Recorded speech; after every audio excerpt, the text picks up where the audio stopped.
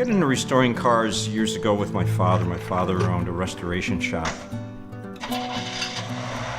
He said, be very proud of your work. And working with vehicles, working with your hands has always given me that pride. When I was about 11 years old, we went down to the store and I put $20 on a box of Craftsman tools. It meant a lot to me.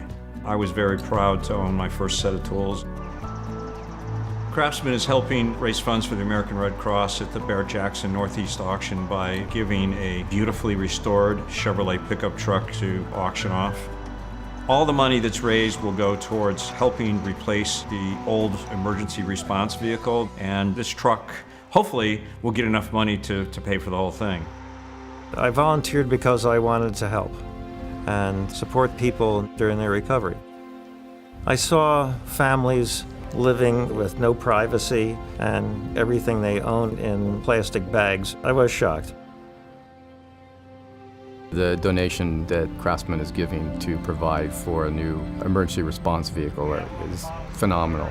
I'm giving to the American Red Cross what I can give so that they can pass that help on to someone else. This emergency response vehicle is very important for them to have. And being involved with Craftsman gives me great pride to work with a company that feels the same way about giving back as I do.